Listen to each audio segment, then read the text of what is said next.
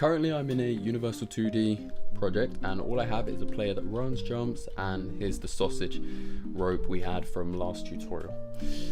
But with that, we can just get straight into it. So first things first, I'm going to go on to my player and I'm going to add a component and I'm going to call this player health. And new script, create an ad, and double click to open it up in Visual Studios. Okay, so let's get started with this health system. I'm gonna delete all of this. I'm gonna start with the function for taking and adding health. So I'm gonna say void update health. And I'm going to take in a bool is adding, so are we adding health or are we taking health? And an int underscore health amount. And now we just need a variable for our actual player's health, so I'm gonna create an integer and call it player health. Oh, I'll just call it health, or HP. Now, in this, we're gonna say if is adding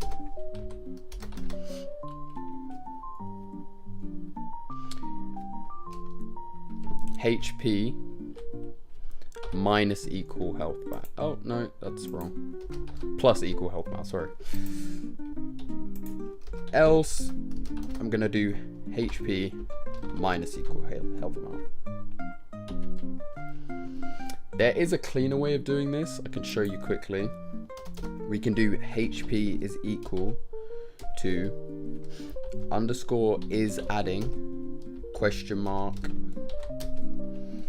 HP plus update health amount.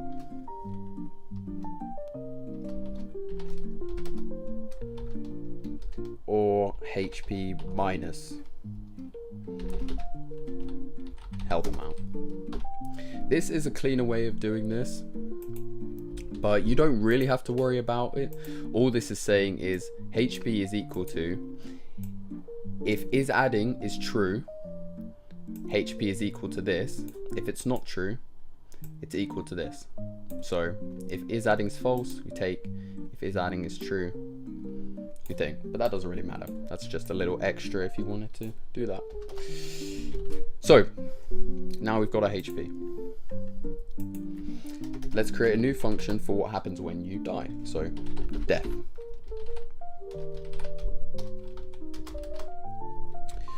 When we die, I'm going to keep it simple. You can do whatever you like in here, play a particle effect, you know, but I'm just going to say destroy game object. And that should be it. Now we just need to check, sorry.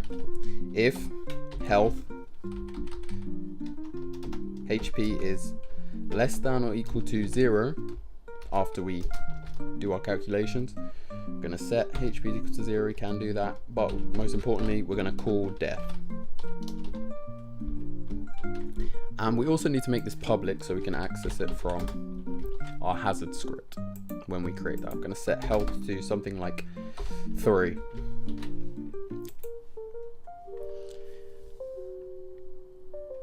And that should be everything. Take the thing, destroy the game object when we die. Okay, next up, it's time for our hazard. I'm going to right click here in the hierarchy, create a 2D object, sprite, and I'm going to make it a triangle, a spike. Okay, we'll call this hazard. I'm going to make it red so we know that it's evil. Or purple, let's be a bit quirky actually. And I'm going to create I'm going to use a polygon collider 2D. And I'm going to add a component and I'm going to call this hazard.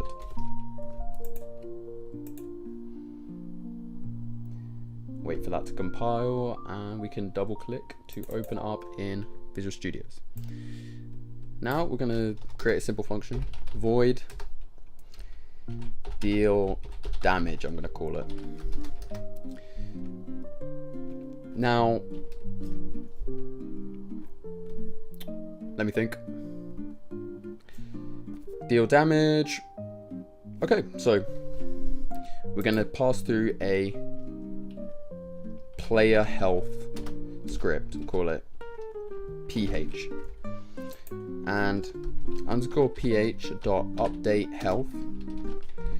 If you remember, if you hover over it, you can see the ball is adding and health amount. So we're going to say is adding is false, so we're taking damage, and we're going to set this to about 5. It's not great to hard code it. You can create a damage variable here if you want. Actually, let's just do it. Why not? Set that equal to 1, and you can make this public to show it in thing. Here's a little trick though. Serialize field will make it so that you can see it in the Unity editor. So if I go back into Unity now, you can see damage here, but it's not public, it's private. So that is a very handy little neat trick for you. Now, when are we going to deal the damage? We're going to damage when the player hits the spike. So I'm going to create I'm going to call on collision enter,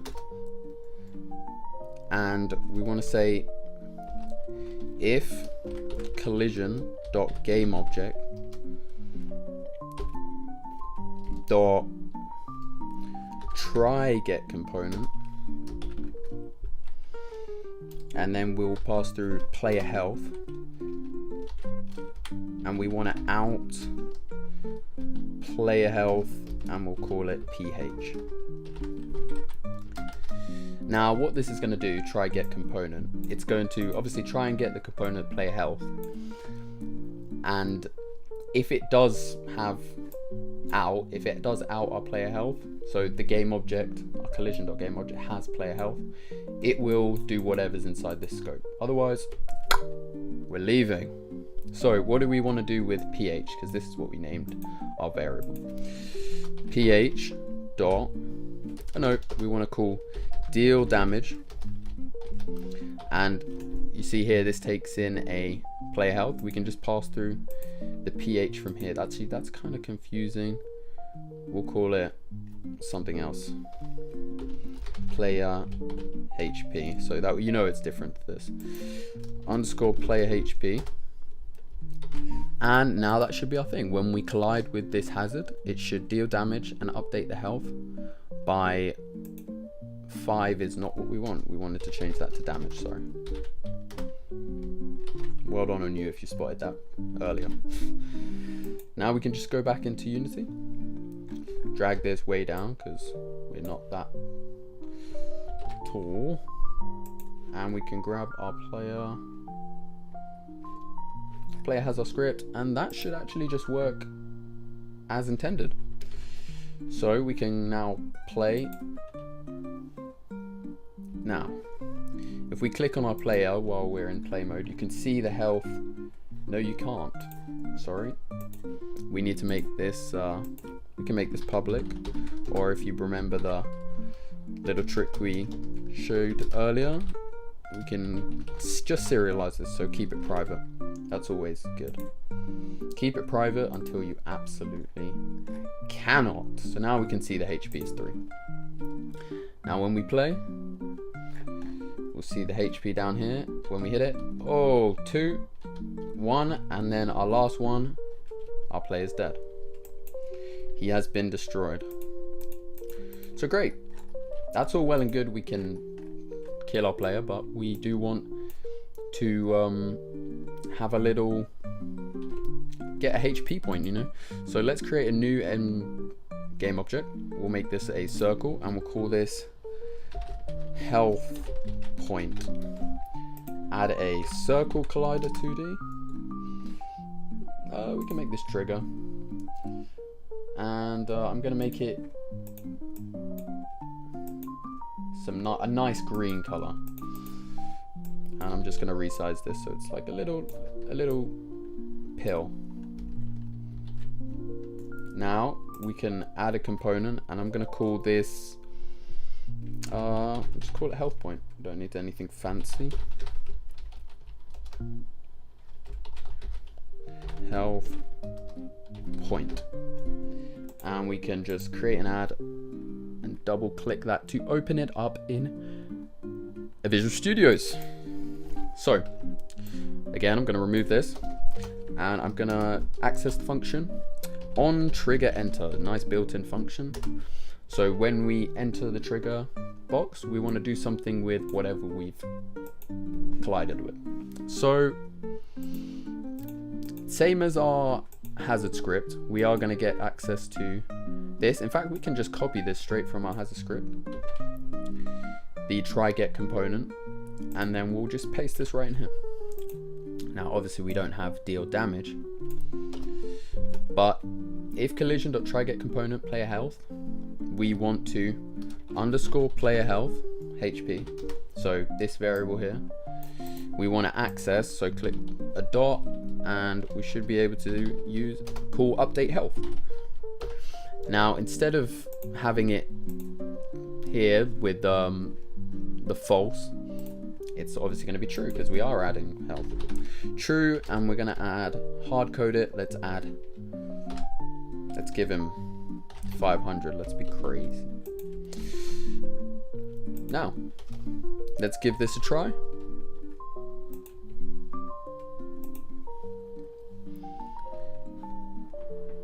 Let's see how this works. Click play and check our player. Let's see our health. It's down here. 3, 1, 2. Now we've got 1 health. Now we click on our thing and we've got 501 health. Now you can do a little extra, and when we update the health, game object dot set active false, so that the pill disappears and we can only access it once. But that should be most of it. If you're satisfied with that, you know, you can click off. But I'll show you one extra little trick if you want to add to the overall game architecture. This is a nice little neat trick. I'm going to right click here and create a new mono behavior script, but it's not going to be a mono behavior. That's the trick. We'll call it health interface. Interfaces are great ways. The reason why I'm going to do this is because what if you have multiple things that have health? So get rid of the health and public, instead of class, interface, public interface health, and we can get rid of start and update. Now we can create a void update health instead, and we're going to do the same. Bool is adding and an int underscore update amount. Oh my god, I can't spell today, sorry. So we got the update. Beautiful stuff. Now we can change this all up, so instead of in player health, we can actually access by next to mono behavior, comma, and the name of our health interface. So we called it just health interface. Very handy. And it will show up here. You see it's got a nice little green color, so you know it's an interface. So now that we're in our thing, we can call the update health on our thing. So I'm going to do void, use our health interface up here, dot, and we should see it, update health. And we can basically just move all of this into here.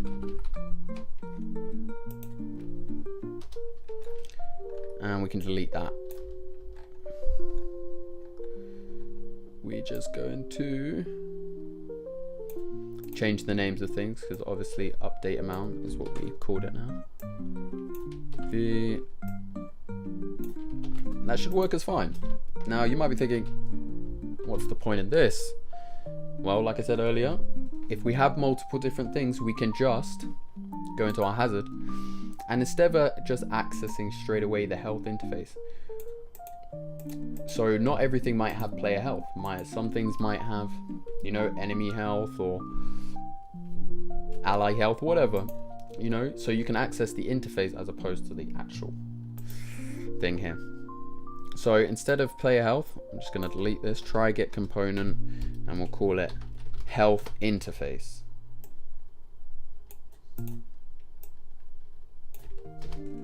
Health interface. And instead of play health interface, and there we go.